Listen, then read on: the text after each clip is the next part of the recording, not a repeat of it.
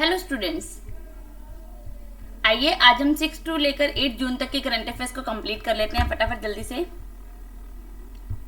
हमारा पहला पॉइंट जो है वो है हमारे पास India launches global energy initiative mission innovation clean tech exchange.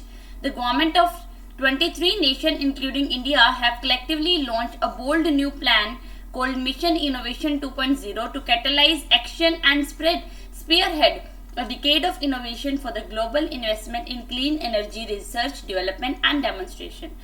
जो मिशन इनोवेशन 2.0 है ये सेकेंड फेज है हमारे ग्लोबल मिशन इनोवेटिव इनिशिएटिव का, जो अलोंग साइड पेरिस एग्रीमेंट ये 2015 के अंदर लॉन्च किया गया था एट द COP21 कॉन्फ्रेंस।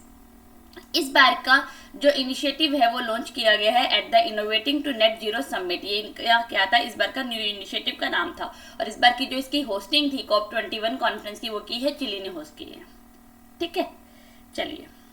अच्छा, चिली की कैपिटल बता देती हूँ। चिली की कैपिटल है सेंटिगो और यहाँ की जो करेंसी है, करेंसी क्या है, करेंसी है पैसो। ठीक है, चलिए अगला पॉइंट देखते हैं। नेक्स्ट है हमारे पास PM Modi launches 3E100 ethanol dispensing stations in Pune। Prime Minister Narendra Modi virtually addressed the World Environment Day event, which was jointly organized by the Ministry of Petroleum and Natural Gas and the Ministry of Environment, Forest and Climate Change, जिनका नाम क्या है, Dharmendra Pradhan. During the event, Prime Minister Modi ji also released the report of the expert committee on the roadmap for the ethanol blending in India 2020-2025। इस बार जब इन्होंने ये dispensing station जो है लॉन्च किए हैं पुणे के अंदर, जो इसकी थीम रखी है रिपोर्ट की, वो क्या रखी है, promotion of biofuels for a better environment. और वर्ल्ड इन्वायरमेंट डे की बात हो रही है तो ये कब मनाया जाता है, 5 जून को मनाते हैं हम हर साल। PM Modi also launched a pilot project of E100 ethanol dispensing station at 3 local locations in Pune for the production and the distribution of ethanol across the country, because ethanol has a better impact on the environment as well as on the lives of the farmers। The government ने जो है target set किए to achieve 20% ethanol blending in petrol by 2025। Earlier this target was met by the कितना target लिया था, 2030 लिया था। अब इन्होंने क्या लिया, 2025 का टारगेट लिया है। ठीक है, आगे हमारे पास गिवन है government of India has released E20 notification directing oil companies to sell ethanol blended petrol with the percentage of ethanol up to 20% from April 1, 2023 and BI specification for higher ethanol blend E12 और E15। ठीक है, हमें सिर्फ ये याद रखना है E100 ethanol dispensing station कहाँ पे लोकल खोले जा रहे हैं, पुणे के अंदर। जिन्हें टारगेट लिया है वो 20% एथेनॉल ब्लेंडिंग का लिया है पेट्रोल के अंदर बाय 2025। जो पहले टारगेट क्या था, 2030 था। ठीक है, चलिए अगला है Kerala launches knowledge economy mission.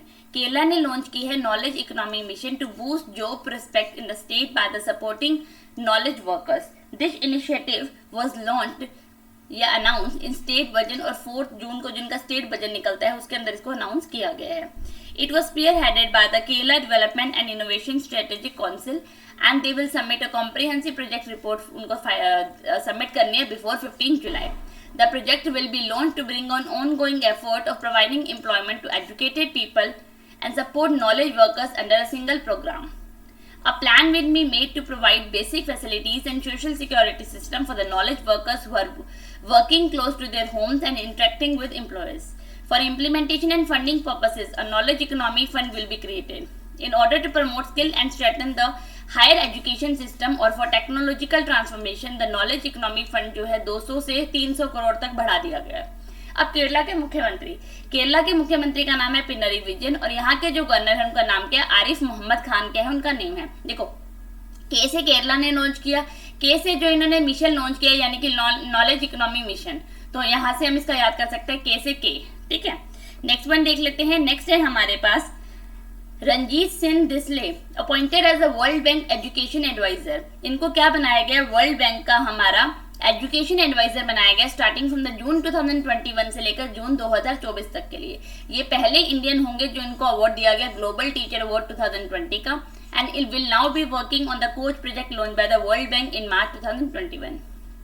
इस प्रोजेक्ट का मेन एम क्या है, to help countries accelerate learning by improving teacher professional development. ये बेसिकली कहाँ से बिलोंग करते हैं, पैरितवादी विलेज जो सोलापुर डिस्ट्रिक्ट के अंदर है, महाराष्ट्र के अंदर। And he had initially wanted to become an engineer but later took up the teachers training programme, पर इन्होंने बाद में क्या लिया, ट्रेनिंग ली है।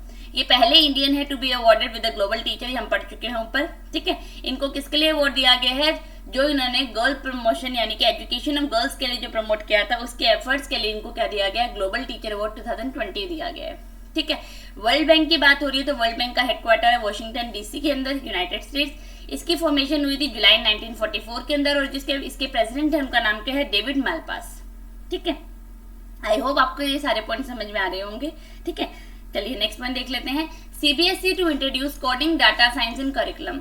CBSE that is central board of secondary education has collaborated with Microsoft के साथ इन्होंने कोलैबोरेशन की है, पार्टनरशिप की है।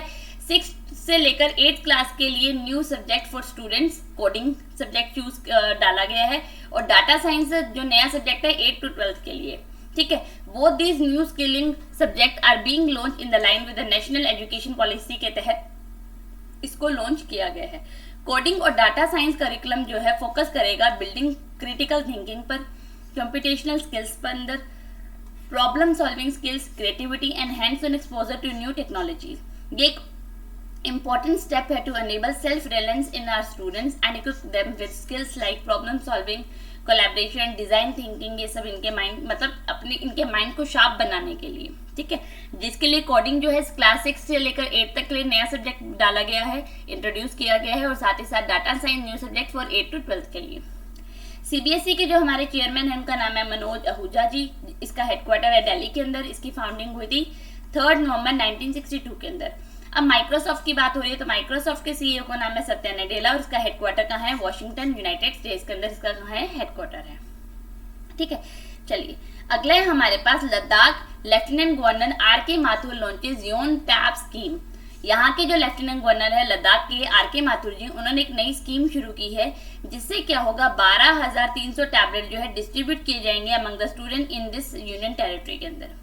फर्स्ट फेज के अंदर मिस्टर माथुर जी ने बोला कि वो डिस्ट्रीब्यूट करेंगे क्लास 9 से लेकर 12 तक के, ठीक है।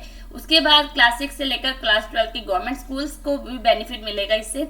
और जो टेबलेट है इसमें क्या होगा, प्री लोडेड होगा, ऑनलाइन और ऑफलाइन कंटेंट मिलेगा उनको, टेक्स्ट बुक्स मिलेंगी, वीडियो लेक्चर्स प्रोवाइड किए जाएंगे, इसमें मिलेंगे उनको, ऑनलाइन क्लास एप्लीकेशंस मिलेगी। इसका मेन ऐप क्या है स्कीम का, to encourage digital learning, bridge the digital divide between the connected and unconnected regions and mitigate the disruption caused by the COVID pandemic के कारण जो बच्चों की शिक्षा का नुकसान हुआ है उसके जरिए इसको थोड़ा सा भरने की कोशिश की गई है ताकि बच्चों को शिक्षा मिल सके, ठीक है। चलिए अगला है हमारा India slips to sport on 17th sustainable development goal report. India जो है 2 रैंक नीचे हो गया है फ्रॉम लास्ट ईयर, मतलब लास्ट ईयर अगर वो 115 पे था तो इस साल 117 पे आ गया है, और इस बार की जो रैंकिंग थी वो थी 17 सस्टेनेबल डेवलपमेंट गोल्स की, इस बार की रैंकिंग निकली है। Adopted as a part of the 2030 agenda by 193 United Nations member states in 2015, India जो है rank below 4th south Asian countries के अंदर, भूटान, नेपाल, श्रीलंका और बांग्लादेश उसके बाद ये 5 नंबर पे है, ठीक है। The state of India's environment report 2021 reveal that India's rank was 115 last year, और इस साल 2 प्लेस और नीचे आ गया यानी कि 117, ठीक है। बिकॉज मेजर चैलेंजेस जो इंडिया के अंदर फेस किए जा रहे हैं like ending hunger, achieving food security, achieving gender inequality, building resilient infrastructure, promoting inclusive and sustainable industrialisation and fostering innovation remain in the country, जिसके कारण से इसका रैंक जो है 2 प्लेस और कम हो गए हैं या और नीचे हो गए हैं, ठीक है। चलिए अगला है हमारे पास world food safety day is on 7 June. World food safety day हम 7 जून को बनाते हैं। जो एम जो है इसका वो क्या है, डिफरेंट फूड बोर्न रिस्क और मेजर्स जो है उसको कैसे खत्म किया जाए, प्रिवेंट किया जाए। इस साल की जो थीम थी वो थी safe food today for a healthy tomorrow. आज अच्छा खाना खाइए, हमारे भविष्य के लिए हेल्दी रहिए। फर्स्ट एवर जो फूड सेफ्टी डे हमारा बनाया गया या अडॉप्ट किया गया यूनाइटेड नेशन जनरल असेंबली के द्वारा, वो दिसंबर 2018 के अंदर। पिछले साल की अगर आप थीम देखना चाहो तो वो है फूड सेफ्टी एवरीवन बिजनेस, यानी कि फूड की सेफ्टी करो, हर लोगों की जिम्मेदारी है या उनका भी काम है। पर इस साल की जो थीम है वो क्या है, safe food today for healthy tomorrow. आज का खाना सही खाना कल के लिए, हमारे फ्यूचर के लिए, हमारी हेल्थ के लिए अच्छा होगा, ठीक है। तो 7 जून को हम क्या बनाते हैं, 7 जून को हम बनाते हैं वर्ल्ड फूड सेफ्टी डे। उसके बाद यहाँ पे आपके पास गिवन है डायरेक्टर जनरल ऑफ WHO, जिनका नाम क्या है, टेड्रोस एथनम, जिसका हेडक्वार्टर है जिनेवा स्विट्जरलैंड के अंदर। FAO that is food agriculture organisation, जिसका हेडक्वार्टर है रोम इटली, ठीक है। और इसकी एस्टैब्लिशमेंट हुई थी 16 अक्टूबर 1945 और इसके जो डायरेक्टर जनरल उनका नाम है डॉक्टर क्यू डोंग्यू, ठीक है। चलिए अगला है यूएन रशियन लैंग्वेज डे कब मनाते हैं हम, 6 जून को मनाते हैं। It is one of the 6 official languages है used by the united nation throughout the organisation. It was established in 2010 के अंदर united state educational scientific and cultural organisation यानी कि यूनेस्को के द्वारा इसको एस्टैब्लिश किया गया था, ठीक है। अच्छा, रशिया की बात हो रही है, रशियन लैंग्वेज डे है, तो रशिया की जो हमारे प्रेसिडेंट है उनका नाम है व्लादिमीर पुतिन। इसकी कैपिटल है मॉस्को और करेंसी क्या है, रूबल है, ठीक है। अच्छा, उस दिन मैंने आपको सिखाया था कि उस दिन मैंने आपको लर्न करवाया था कि 1 जून को हम क्या मनाते हैं, एक तो हम बनाते हैं मिल्क डे, साथ ही साथ हम बनाते हैं ग्लोबल डे ऑफ पेरेंट्स। उसके बाद अभी मैंने आपको बताया कि 5 जून को हम क्या बनाते हैं, एनवायरमेंट डे मनाते हैं। उसके बाद अभी हमने 7 जून को एक दिन मनाया है, पर उससे पहले ये 6 जून लिख लेते हैं। 6 जून को क्या मनाया है, यूएन रशियन लैंग्वेज डे। और 7 जून को हमने क्या बनाया, food safety day, food safety day. उस दिन की मैंने आपको 1 जून की ट्रिक बता दी थी और इसके बाद ये हमने जो एक थर्ड जून को भी ये हमने डे किया था उसकी भी ट्रिक आपको बता दी थी। अब यहाँ पे हमारे पास 5, 6, 7, 5 को आता है वर्ल्ड एनवायरनमेंट डे, जो आपको इन्हीं पॉइंट्स के अंदर अभी आगे आने में मिल जाएगा। 6 जून को हम मनाते हैं यूएन रशियन लैंग्वेज डे और 6, 7 को है फूड सेफ्टी डे। देखिए, अगर हमारा इन्वायरमेंट अच्छा होगा, अगर हमारा पर्यावरण अच्छा होगा, इन्वायरमेंट अच्छा होगा, तो हम किसी भी लैंग्वेज को सीख सकते हैं, किसी भी लैंग्वेज के लिए किसी भी कंट्री में हम जा सकते हैं। मतलब हमें अगर हर एक लैंग्वेज आती होगी तो हम कहीं भी जा सकते हैं, चाहे वो रशिया ही क्यों ना, ठीक है। और अगर पर्यावरण अच्छा होगा तो हमारा खाने का भी मन करेगा, फूड जो है हमें वो भी सेफ अच्छा खाना मिलेगा, ठीक है। तो हमने आज कौन से दिन अभी याद किए हैं, हमने किया है इन्वायरमेंट डे, रशिया का लैंग्वेज डे और साथ ही साथ हमने किया है फूड सेफ्टी डे, ठीक है। चलिए अगला देखते हैं। नेक्स्ट है हमारे पास वर्ल्ड पेस्ट डे 6 जून, ये एनिमल और इंसेक्ट से रिलेटेड डे है। ये दिन हम कब मनाते हैं, 6 जून को मनाते हैं। देखो, अगर पर्यावरण अच्छा नहीं है, हमारा पर्यावरण दूषित है, तो वहाँ पे इंसेक्ट्स होंगे, जिसके कारण से हमारा जो फूड है, फूड जो है ना, फूड सेफ नहीं होगा, उसमें पेस्टिसाइड्स होंगे, ठीक है।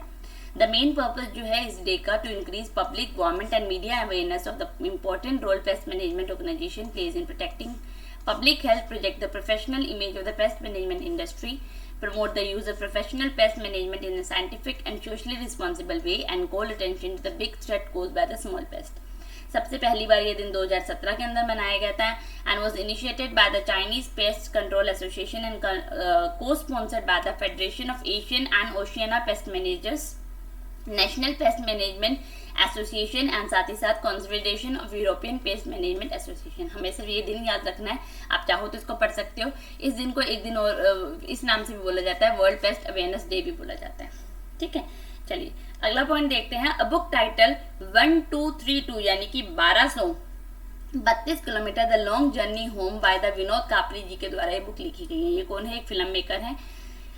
इन्होंने इसके अंदर 7 माइग्रेंट वर्कर्स फ्रॉम बिहार से, जिन्होंने अपनी जर्नी तय की थी back home on this bicycles and reach there destination after 7 days के अंदर वो यहाँ पहुंच गए थे, ठीक है।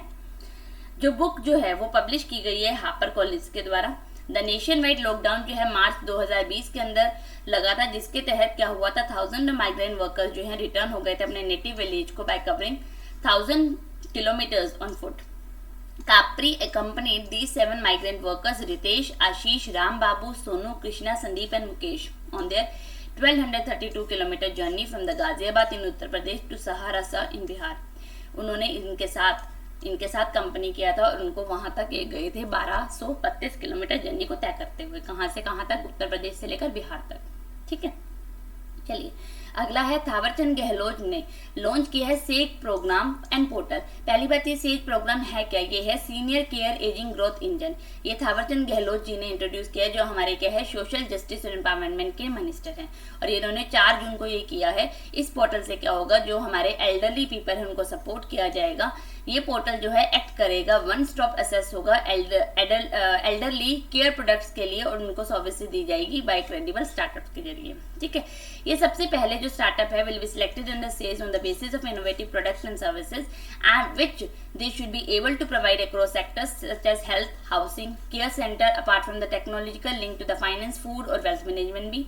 बेसिक एम जो है इस पोर्टल का वो है टू involve youth for elderly care, उनके बुजुर्गों की केयर के लिए by way of startup and their innovative ideas to make जो हमारे एल्डर्स हैं उनको केयर प्रोवाइड की जाए then just a government programme. ठीक है, मतलब लोगों को, यूथ को अवेयर करने के लिए बेसिकली शुरू किया गया है ताकि अपने बुजुर्गों की सेवा कर सकें। ठीक है, चलिए, HDFC बैंक ने प्रॉमिस किया है to be carbon neutral by 2031-32।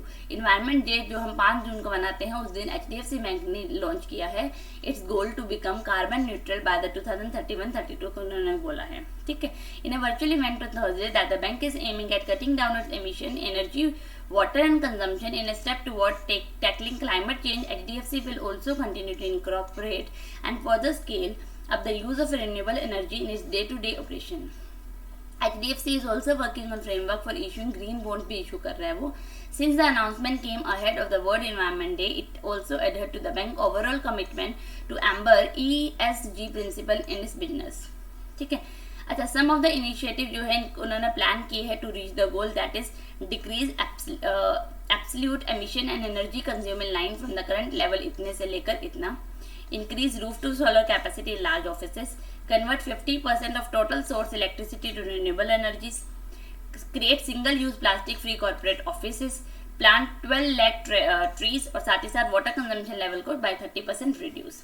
अब HDFC की बात हो रही है तो HDFC का जो हमारा बैंक है इसका हेडक्वार्टर है ये मुंबई के अंदर। इसकी जो टैगलाइन है वो है we understand your world.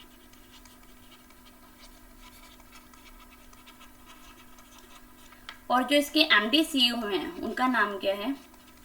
Shashidhar Jagadeesan. ठीक है, ये भी पढ़ लीजिएगा क्योंकि हमसे हमारे टैगलाइन बैंक्स की, उनका हेडक्वार्टर, उनके MD CEO जरूर पूछे जाते हैं और वो तो डेफिनेटली पूछे जाते हैं जो अभी रिसेंट के अंदर जिनमें चेंजेस किए आए हों। ठीक है, चलिए अगला है SEBI up overseas investment limit for individual mutual fund to $1 billion. SEBI ने क्या किया है, इन्वेस्टमेंट लिमिट जो है फॉर म्यूचुअल फंड के लिए उसके अंदर जो है इंक्रीज किया है। The capital regulators at the individual mutual fund can now make up to 1 billion तक की वो इसके अंदर कर सकते हैं in overseas investment with overall industry limit of 7 billion. Regulators जो है SBI उसने अलाउ किया है individual mutual fund to make a maximum investment of 300 million in over exchange trade funded के अंदर यानी कि ETFs के अंदर with the overall industry limit of 1 billion. ठीक है, सेबी का जो हेडक्वार्टर है securities exchange board of India Mumbai है और इसके जो MD और CEO है उनका नाम क्या है? अजय त्यागी जी है। ठीक है, चलिए अगला है US ने रिप्लेस किया है मॉरिशस को as a second largest source of FDI in India 2020-21 के लिए। US ने रिप्लेस कर दिया मॉरिशस को, सेकंड लार्जेस्ट सोर्स बन गया हमारा FDI का यानी कि फॉरेन डायरेक्ट इन्वेस्टमेंट का। नंबर टॉप पे कौन है? सिंगापुर जो हमेशा से रिमेन टॉप पे रहे इसके लिए, और सेकंड पे कौन है? US जो है अब आ गया है मॉरिशस को हटाकर। ठीक है, यहाँ पे आपके पास ये डाटा दिखाई दे रहा है, इसको चाहो तो एक बार पढ़ लीजिएगा, वैसे इंपॉर्टेंट नहीं है, हमारे लिए जो इंपॉर्टेंट था हमने ये पढ़ लिया है। ठीक है, चलिए अगला है ओमान जो है preferred over India to host inaugural जो हमारा हॉकी फेडरेशन वर्ल्ड कप है वो ओमान जो है होस्ट करेगा। द एग्जीक्यूटिव बोर्ड ऑफ हमारी जो हॉकी की है उन्होंने ओमान को डिक्लेयर किया है कि वो होस्ट करेंगे हमारा वर्ल्ड कप हॉकी का। ठीक है, both man and women to be played in January 2024 के अंदर जो प्लेड किया जाना है as India and Pakistan fail to get the note. ठीक है, matches will take place in Oman capital city यानी कि ओमान की कैपिटल सिटी के है मस्कट, वहां पे ये सब होंगे। अगर कैपिटल का नाम आया तो यहाँ करेंसी भी बता देती हूँ, करेंसी है रियाल। ठीक है, इंटरनेशनल हॉकी फेडरेशन ने ये डिक्लेयर किया है। ठीक है, इन्होंने बिड ली थी इंडिया, पाकिस्तान और सिंगापुर से to host this event, but जिसके बाद जो ये फेल हो गए इंडिया और पाकिस्तान, जिसके बाद से होस्टिंग किसको दी गई है? ओमान को दी गई है। ठीक है, continental hockey qualifier for the world cup will be organise in 2022 के अंदर। We are looking forward to a wonderful inaugural international hockey federation world cup in Oman. This surely will be the great boost होगा हमारी hockey के लिए both in the country and the whole region. ठीक है, और ये किसने बोला है? ये हमारे इंटरनेशनल हॉकी फेडरेशन के CEO थैरी वेल ने ये बात बोली है। ठीक है, चलिए अगला देखते हैं। नेक्स्ट है हमारे पास international day for the fight against illegal, unreported and unregulated fishing 2021। 5 June को 3rd annual united nation international day मनाया गया है fight against illegal, unreported and unregulated fishing के लिए। इलीगल फिशिंग जो है consider to be complex problem क्यों मानी जाती है इसे? Because the public must understand there is no one layer solution to end it. The solution is multi layered and it involve all state, the fishing industry, tech companies, NGOs and to end consumer. It is not the responsibility of the stakeholder, one nation और one group. ये responsibility है हर एक person की। Awareness campaign इसको शुरू किया गया and progress can be made faster if all the parties try to take responsibility of their part and they hold themselves accountable. जो फिशिंग है उसको इलीगल, अनरिपोर्टेड और अनरेगुलेटेड क्यों बोलते हैं? मैंने एक मेजर प्रॉब्लम जो पोज की जाती है फिशिंग की वो क्या है? It weakens effort to sustainably manage varied fish stock. The reason being the fisheries management measure are based on data which may not be accurate. Flag state क्या है? फ्लैग स्टेट हेल्प करती है proper registration of its fishing vessels and it is responsible for having a robust monitoring control as well as surveillance system on its fleet. Why flag states are important in the fight against इसके खिलाफ? Flag state जो है वो fundamental है, वो prevent करती है हमारी इलीगल, अनरिपोर्टेड, अनरेगुलेटेड फिशिंग को from taking place in the first place and for enforcing on the vessel international as well as domestic laws were designed to end unreported, illegal and unregulated fishing and related illegal activities। और इसके लिए कब ये meeting की गई है? ये की गई है 5 जून को। ठीक है, चलिए नेक्स्ट देखते हैं। वर्ल्ड इन्वायरमेंट डे, जो मैं आपको बोल रही थी ये पॉइंट आएगा, ये आ चुका है। ये हम दिन मनाते हैं 5 जून को, हर साल ये दिन मनाया जाता है। ठीक है, to remind people about the importance of nature. It is celebrated across the globe to tell people that the nature should not be taken granted and must be respected for its values. इस साल की जो इसकी theme थी वो क्या थी? Reimagine, recreate, restore and it's focal point is ecosystem restoration. ये दिन जो है एक बहुत बड़ा इवेंट माना जाता है जो यूनाइटेड नेशन के द्वारा इसको शुरू किया गया था सबसे पहली बार 1972 के अंदर। जिस time in 1974 it was celebrated with the theme only one earth. But हमें इस साल की थीम याद करनी है क्योंकि हमारे लिए हर साल जो थीम होती है वो इंपॉर्टेंट होती है। वो थीम क्या है? Reimagine, recreate, restore and it's focal point is ecosystem restoration. ये आपको दिन मैं बता चुकी हूँ, 5 जून को मनाते हैं, इसकी ट्रिक भी मैंने आपको बता दी है। ठीक है, चलिए ये आज का हमारा लास्ट पॉइंट था। आज हमने क्या किया? 6 से लेकर 8 जून तक के करंट अफेयर्स को कंप्लीट कर लिया है। डिस्क्रिप्शन में आपको मेरा टेलीग्राम का लिंक मिलेगा, उसको ज्वाइन कीजिए ताकि आपको आने वाले हमारे सभी अपडेट्स मिल जाए। साथ ही साथ वहाँ पे मैं आपको हर सब्जेक्ट की वहाँ पे PDF शेयर करती हूँ, तो आपको वो भी मिल जाएगी अगर आपको किसी टॉपिक को रिवाइज करना है तो। ठीक है, जैसे आपको पता है कि अब RRB की नोटिफिकेशन भी आ गई है और हमारा SBI का पेपर भी कभी भी हो सकता है जुलाई के अंदर, क्योंकि इसका मेंस एग्जाम की जो डेट थी वो 31 जुलाई है, तो हो सकता है हमारे जुलाई के अंदर एग्जाम कंडक्ट हो जाए। तो अपनी करंट अफेयर्स को कंटिन्यू रखते हुए डेली की प्रिपरेशन कीजिए ताकि आपको मेंस एग्जाम में कभी भी प्रॉब्लम ना हो। ठीक है, क्योंकि आप करंट अफेयर में अगर स्कोर अच्छा कर लेते हो, क्योंकि ये एक स्कोरिंग सब्जेक्ट है। ठीक है, और हमारे चैनल से बने रहने के लिए हमारी वीडियोस को लाइक कीजिए, हमारी वीडियोस को शेयर कीजिए। Thank you.